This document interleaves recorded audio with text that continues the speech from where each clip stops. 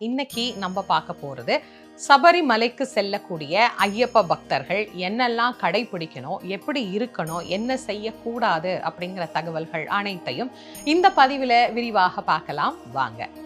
சபரிமலைக்கு செல்லக்கூடியவர்கள் என்னெல்லாம் கடைபிடிக்கணும் அப்படின்னு ஒவ்வொரு முறையும் நிறைய பேருக்கு நிறைய சந்தேகங்கள் இருக்கு. முதல்ல மாலை போடுறதுல இருந்தே நம்ம ஆரம்பிப்போமா? எத்தனை நாட்கள் விரதம் இருப்பது அப்படிங்கிறத நம்ம தான் முதல்ல தீர்மானம் பண்ணணும். பொதுவாக எத்தனை நாள் விரதம் இருப்பாங்கன்னா ஒரு மண்டலம் அப்படின்னு சொல்லக்கூடிய 48 நாட்கள் விரதம் இருக்கணும்.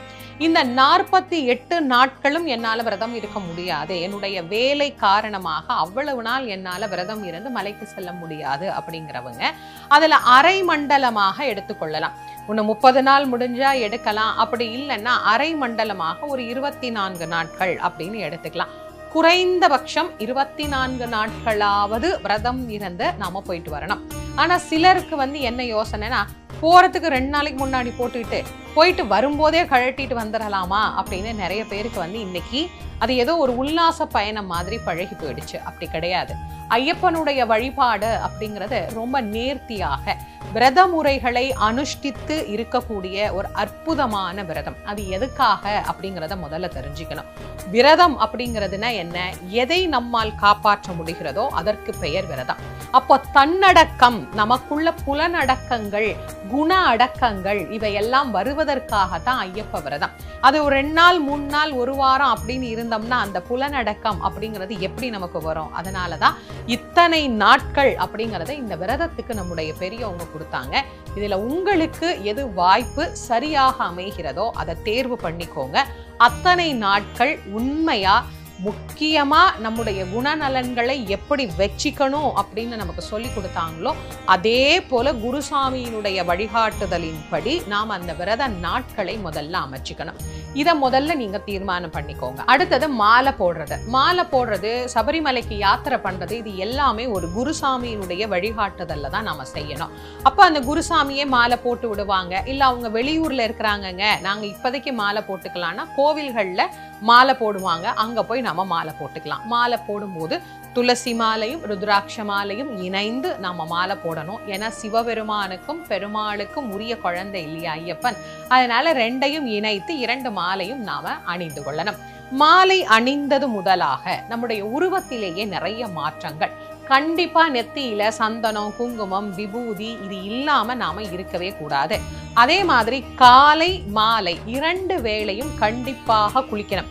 அது நம்ம எவ்வளவு அலுவல்கள் இருந்தாலும் சரி, இந்த ஒரு விஷயத்தை நம்ம கண்டிப்பா மறக்க கூடாது. காலை மாலை 2 வேளையும் குளிச்சு நெத்திக்கு இந்த அற்புதமான விபூதி, சந்தனம், குங்குமம் இதெல்லாம் இட்டுக்கொண்டு சரணம் சொல்லுவது அப்படிங்கிறது கண்டிப்பா செய்யணும். எனக்கு இன்னைக்கு வேலை இருக்குதுங்க, அதனால இன்னைக்கு என்னால சொல்ல முடியல, நாளைக்கு நான் சொல்லிக்கிறேன் அப்படின்னு சொல்லக்கூடாது.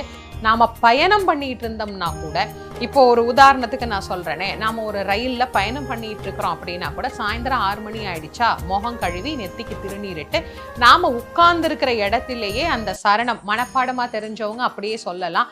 எல்லாரும் இருப்பாங்களே, கத்தி சத்தமா சொல்ல முடியாதே அப்படிங்கிறவங்க மனசுக்குள்ளேயே சொல்லுங்க. நாம் நம்முடைய இறைவனை வழிபாடு செய்வதற்கு எந்த இடமாக இருந்தாலும் அதை பற்றி கவலையே பட வேண்டாம்.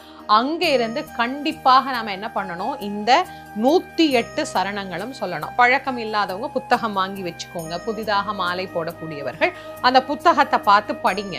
108 சரணம் ஐயப்பனுடைய நாமாவளிகளை கண்டிப்பாக காலை மாலை 2 வேளையும் சொல்லணும். நீங்க வீட்டுல இருக்கிறீங்க அப்படின்னா விளக்கேற்றி பூஜை அறையில உட்கார்ந்து இந்த சரணம் சொல்லி ஐயப்பனை உள்ளன்போடு தியானம் பண்ணி 1 நிமிஷமாவது அமைதியா இந்த யாத்திரை நல்லபடியா அமையணும், உன்னுடைய தரிசனம் எனக்கு நல்லபடியா கிடைக்கணும் அப்படின்னு சொல்லி ஐயப்பன் கிட்ட அன்றாடம் நாம கண்டிப்பான முறையில பிரார்த்தனை செய்யணும். இதற்கு பிறகு செருப்பு போடலாமா, செருப்பு போடக்கூடாதா, நிறைய பேருக்கு அதுலயும் ஒரு குழப்பம் இருக்கு. செருப்பணிந்து செல்லக்கூடாது அப்படிங்கிறது தான் நியதி. எதனாலனா, நாம போகின்ற வழியில செருப்பணிந்து கொண்டு போக முடியாது. அதனால அதற்கு ஒரு பயிற்சியாக இருக்கட்டும் அப்படின்னு விரத காலத்துல பெரியவங்க சொன்னாங்க. ஆனா இன்னைக்கு நிலைமையே மாறி போயிடுச்சு. அதனால இப்போ நாம அலுவல் காரணமாக கண்டிப்பா நாங்க ஷூ போட்டுட்டு தாங்க போகணும், இன்னைக்கு எனக்கு மீட்டிங் இருக்கு, நான் இந்த தோற்றத்துலதான் அங்க இருக்கணும் அப்படிங்கிறவங்க அந்த நாள்ல அதை பயன்படுத்திக்கோங்க. செருப்பு இல்லாமலேயே என்னால இருக்க முடியும் அப்படிங்கிறவங்க செருப்பு அணிந்து கொள்ளாமலேயே இந்த விரதத்தை இருப்பது என்பது சால சிறந்தது. சிறப்பானது. ஆக நாம் அணியக்கூடிய உடைகள் கூட நீங்க பாத்தீங்க அப்படின்னா காவி நிறத்துல, கன்னிசாமியா இருந்தா கருப்பு நிறத்துல, நீல நிறத்துல நாம இந்த உடைகளை அணிந்து கொள்ளணும் அப்படின்னு நமக்கு சொன்னாங்க. ஏன்னா நம்முடைய தோற்றத்தை பார்த்த உடனேயே எல்லாருக்கும் தெரியும் இவங்க மாலை போட்டிருக்கிறாங்க அப்படின்னு. வேறு மாதிரி சாதாரண உடைகள்லே நாம இருந்தோம் அப்படின்னா பெண்கள் சாதாரணமாக வந்து பேசுவாங்க, இல்லைன்னா மற்றவர்கள் ஏதோ ஒரு தீட்டு உள்ளவங்க கூட சாதாரணமா வந்து பேசுவாங்க. ஆனா இந்த காவி உடைய பார்த்தா ஓ இவங்க மாலை போட்டிருக்கிறாங்க, தேவையில்லாம இவங்க கிட்ட போய் நாம பக்கத்துல நிக்க கூடாது, நம்ம தேவையில்லாமல் இவர்களை தொல்லை செய்யக்கூடாது அப்படிங்கிற ஒரு எண்ணம் மற்ற மக்களுக்கு ஏற்படும். அதனால இந்த உடைகள் அப்படிங்கிறது அவரவருடைய சூழலுக்கு ஏற்ப அமைத்துக் கொள்ளுவது என்பது சிறப்பானது. அதே மாதிரி இந்த விரதம் இருக்கக்கூடிய காலத்துல வீட்டுல பெண் குழந்தைங்களோ அல்லது மனைவியோ வீட்டு விலக்காக மாத விலக்காக ஆகிவிட்டால் நாம் என்ன செய்வது அப்படிங்கிற ஒரு கேள்வியும் நிறைய பேருக்கு இருக்கு. அந்த தேதிகளை கணக்கிட்டு மாலை அணிந்து கொள்வது அப்படிங்கிறது விசேஷமானது. அந்த மாலை அணிந்து கொள்ளக்கூடிய காலத்துல நம்மளால அந்த மாதிரி ஏதாவது ஒரு சூழல் ஏற்பட்டுருச்சு அப்படின்னா நாம வேற எங்கேயாவது போய் தங்கிக்கிறதுக்கு வாய்ப்பு இருக்குதா அப்படிங்கிறத தேடி பாருங்க. நான் என்னுடைய கடந்த பதிவுகளிலேயே இது பற்றி விளக்கமாக நான் உங்களுக்கு கொடுத்திருக்கிறேன். முடிந்த வரைக்கும் பெண்கள் வீட்டுல சுத்தமா இருக்கக்கூடிய காலத்துல நம்ம விரதமாக இருக்கிறோம் அப்படிங்கிறது மிக சிறப்பானது. அதையும் நாம ஞாபகத்துல வச்சுக்கணும். இதை தாண்டி உணவுல நிறைய பேருக்கு ஒரு கேள்வி இருக்கு, கண்டிப்பா நாங்க பட்டினி இருக்கணுமா, விரதம் இருக்கணுமா அப்படின்னு. இந்த சபரிமலை யாத்திரையை பொறுத்த வரைக்கும் மாலை அணிந்ததுல இருந்து திரும்பி நம்ம வர வரைக்கும் சைவ உணவை எடுத்துக்கொள்ளுதல் அப்படிங்கிறது முறையானது. எதனால இந்த உடலுக்கு ஆரோக்கியமான முறையில இயற்கை உணவுகளை உள்ள கொடுத்து இந்த உடல்ல இருக்கக்கூடிய தேவையற்ற கழிவுகளை வெளியேற்றுவதற்காக இந்த விரத காலம் என்பது நமக்கு பயன்படுகிறது. அதோட மட்டும் இல்லாம ஒரு வேளையாவது நம்ம பட்டினி இருக்கிறோம் அப்படின்னு சொன்னா அந்த பட்டினி அப்படிங்கிறது பசித்தவரினுடைய தன்மையை நமக்கு காட்டக்கூடியதாகவும் நம்முடைய உடலை சீராக்குவதற்கும் உண்டான ஒரு பயிற்சியாக அது அமைகிறது. அதனாலதான் ஒருவேளை விரதமாக இருங்க, 2 வேளை எளிய உணவு எடுத்துக்கங்க அப்படின்னு குருசாமி நமக்கு சொல்லுவாங்க. இது கூட அவரவருடைய உடல்நிலையை பொறுத்து அமைச்சுக்கோங்க. ஏன்னா நிறைய பேர் வந்து மருந்து மாத்திரை எடுக்கிறவங்க இருக்கிறாங்க. அதனால உங்களுடைய உடல் ஆரோக்கியத்தை பொறுத்து காலையிலையும் இரவிலேயும் எளிமையான உணவுகளாக எடுத்துக்கொள்ளுங்க. மதியம் ஒருவேளை உபவாசம் இருக்க முடிஞ்சா இருக்கலாம், இல்ல மத்தியானம் நாங்க சாப்பிட்டுக்கிறோங்க, காலையில மாலையில ஏதாவது ஒரு நேரத்துல உபவாசம் எடுத்துக்கிறோம் அப்படின்னா அது உங்களுடைய வசதியை பொறுத்து அமைச்சுக்கோங்க. அதனால உணவு அப்படிங்கிறதுலையும் ரொம்ப கவனமாக சாத்வீக குணங்கள் தரக்கூடிய உணவுகளாக நாம எடுத்துக்கொள்ளணும். அதனாலதான் உணவுல கூட இவ்வளவு கட்டுப்பாடுகள் இந்த யாத்திரையில அமைஞ்சிருக்கு. இதுக்கப்புறமா நம்முடைய குணங்கள் நான் ஆரம்பிக்கும் போதே நான் உங்களுக்கு சொன்னேன், இந்த சபரிமலை யாத்திரை என்பது நம்மளை ஒரு பக்குவப்படுத்தக்கூடிய ஒரு யாத்திரை அப்படின்னு. இந்த விரதம் இருக்கக்கூடிய 48 நாட்களும் நம்முடைய குணங்கள் எப்படி இருக்கணும் அப்படின்னா, அதனால்தான் சத்துவ உணவுகளாக எடுத்துக்கொண்டால் குணங்களும் சத்துவ குணமாகவே அமையும். கோபம் வரக்கூடாது, யார்கிட்டையும் கோவப்பட்டு பேசக்கூடாது, வீண் வம்புக்கு போகக்கூடாது, தகாத வார்த்தைகளை நாம பேசக்கூடாது. சில பேருக்கு வந்து சில கட்டுப்பாடுகள் இருக்காது. அந்த கட்டுப்பாடுகளை வரவழைத்து கொள்ளணும்னே மாலை போடுவாங்க. எதனால நான் மாலை போட்டேன்னா கொஞ்சம் எனக்கு ஒரு நல்ல பயிற்சியா இருக்கும், என்னை நானே திருத்தி கொள்றதுக்கு எனக்கு வசதியா இருக்கும் அப்படிம்பாங்க. அதனால மாலை அணிந்த காலத்துல தேவையற்ற கோபம், வீணாசை, பகை, பொறாமை, வஞ்சனை, அடுத்தவங்களோட வம்புக்கு போறது இது எதுவுமே இருக்கக்கூடாது. இப்ப இந்த தீய குணங்கள் நமக்கு கூடாது அப்படின்னு நம்ம பார்த்த மாதிரியே தீய பழக்கங்கள் அப்படிங்கிறதையும் நாம கைவிடணும். நிறைய பேர் இந்த தீய பழக்கங்கள்ல இருந்து வெளியே வரத்துக்காகவே விரதத்தை பயன்படுத்துவாங்க. அது ஒரு சிறப்பான விஷயம் தான்.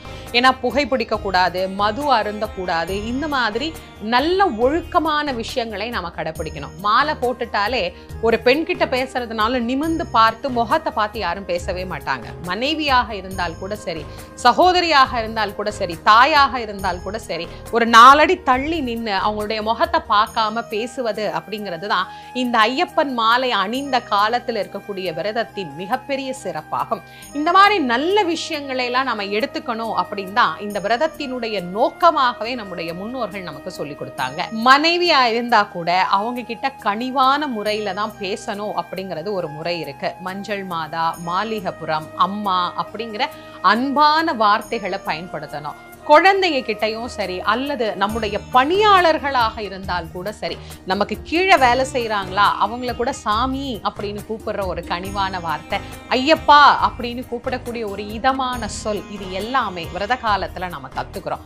அப்ப விரத காலத்துல இவ்வளவு விஷயங்களை கத்துக்கும் போது அதை அப்படியே அதோட மலைக்கு போயிட்டு வந்து அதோட முடிச்சுக்கிறதுக்காக கிடையாது, நம் வாழ்நாள் முழுக்க அதை தொடர வேண்டும். ஏன்னா பல பெண்கள் வந்து சொல்லுவாங்க, என் கணவர் என்னை கூப்பிடுற வார்த்தையே தகாத வார்த்தையில பேசுறாரு, எப்ப பார்த்தாலும் என்கிட்ட சிடு சிடு சிடு சிடுன்னு தான் இருப்பாரு அப்படின்னு. அந்த மாதிரி எப்பயுமே இருக்கக்கூடாது, அன்பாக இருக்கணும். அப்படிங்கிறதுக்கெல்லாம் இது ஒரு பயிற்சி காலமாக அமையும். இதை தாண்டி விரதம் இருக்கிற போது நாம் மலைக்கு செல்லுவதற்கு முன்பாக வீட்டுல நம்மளால நம்ம சக்திக்கு என்ன முடியுதோ அதுல ஒரு ஐயப்பனுக்கு பூஜை அப்படிங்கிறத கண்டிப்பா செய்யணும். அதுவும் கன்னிசாமியாக செல்லக்கூடியவர்கள் முதல்ல வீட்டுல ஒரு பூஜை வச்சு, நம்ம ஐயப்பமார்கள் யாரெல்லாம் நமக்கு தெரிஞ்சவங்க இருக்கிறாங்களோ அவங்களை கூப்பிட்டு அவங்களுக்கு அன்னதானம் அப்படிங்கிறது பண்ணணும். எப்படி நம்ம மாலை போட்டாலும் சரி, மலைக்கு போறதுக்கு முன்னாடி அன்னதானம் அப்படிங்கிறத நாம செய்யணும். ஏன்னா ஐயப்பன் அன்னதான பிரியனாக விளங்குகிறார். கலி உலகத்துல உயிர்களுக்கு ஆதாரமாக இருக்கக்கூடிய அன்னத்தை எவன் ஒருவன் தானம் செய்கின்றானோ அவனுக்கு என்னுடைய தரிசனத்தை நிதர்சனமாக நான் அருள்வேன் அப்படின்னு சொல்றதுக்காக தான் அந்த மலையில அழகா ஐயப்பன் எழுந்தருளி அருள் புரிகிறார். அப்போ அவரை தரிசனம் செய்வதற்காக செல்வதற்கு முன்பாகவே நாம இங்க அன்னதானம் பண்ணி அந்த அன்னதானத்தின் புண்ணிய பலனையும் நாம் எடுத்துக்கொண்டு ஐயப்பனை பார்க்கறதுக்காக நாம போறோம். இப்படி இருக்கக்கூடிய இந்த கடுமையான விரதத்துல இன்னும் நிறைய நியதிகளை நம்முடைய பெரியவங்க சொல்லியிருக்கிறாங்க. பெட்ல படுக்க கூடாது. நிறைய பேருக்கு அது ஒரு கேள்வி இருக்கு, பெட்ல படுக்க கூடாதுங்களா? தரையில தான் படுக்கணும். தரையிலே ஒரு புது பெட்ஷீட் விரிச்சு நாம படுத்துக்கணும். தலையென வச்சுக்க கூடாது. அதாவது நம்முடைய சுகங்களை எல்லாம் குறைத்து கொண்டு ஐயப்பனை பற்றிய சிந்தனை, அவனுடைய எண்ணத்தினால் வருகிற சுகத்தை நாம் அதிகப்படுத்தி கொண்டோம் அப்படின்னா அதுதான் பேரின்பத்தை நமக்கு தரக்கூடிய சுகமாக இருக்கும். இது அனுபவித்தவர்களுக்கு உண்மையிலேயே அந்த அனுபவம் என்பதே ஒரு சுகமாக இருக்கும். புதிதாக இருக்கிறவங்களுக்கு தான் இவ்வளவு கேள்விகள் இருக்கும். தொடர்ந்து மலைக்கு போறவங்களுக்கு அந்த காலம் என்பது ஒரு அழகான தவ காலம். அந்த தவ காலத்தை நாம் அமைத்து கொண்டோம் அப்படின்னா நமக்குள் நாமே நமக்குள் இருக்கின்ற ஐயனை தரிசிப்பதற்காக இருக்கின்ற விரத காலம் தான். அதனால்தான் அவரை பார்க்க போகிற போது இருமுடி அப்படின்னு 2 முடி நாம எடுத்துட்டு போறோம். ஒன்று முன்முடி, இன்னொன்று பின்முடி. ஒன்னு மூட்டை பாவ மூட்டை, இன்னொரு மூட்டை புண்ணிய மூட்டை. போகும்போது 2ம் போகும். ஆனா சன்னதியிலிருந்து திரும்பும் போது 2மே திரும்பாது. பாவமோ புண்ணியமோ எல்லாத்தையும் ஐயனே எடுத்துக்கொள்வார். நமக்கு அவனுடைய உண்மையான தரிசனத்தை மட்டுமே நாம பெற்றுக்கொண்டு திரும்பி வருவோம். அதனாலதான் ஐயப்பனுடைய வழிபாடு அப்படிங்கிறது அன்று தொட்டு இன்று வரைக்கும் நிறைய விரதங்களோடு ஒரு நெறிமுறையோடு இருக்க வேண்டிய விரதம் அப்படின்னு நம்முடைய பெரியவர்கள் நமக்கு கற்றுக் கொடுத்திருக்கிறார்கள். இந்த முறைப்படி யார் ஒருவர் ஐயனை உள்ளன்போடு விரதம் இருந்து வழிபாடு செய்கிறார்களோ அவர்களுக்கு அந்த அருள் நிறைந்த அற்புதமான தரிசனத்தை 18 படிகளை கடந்து வரக்கூடிய தன்னுடைய பக்தனுக்கு நிஜரூப தரிசனமாக ஐயன் அருள் புரிவார் அப்படிங்கிறதுல எள்ளளவும் ஐயமே கிடையாது.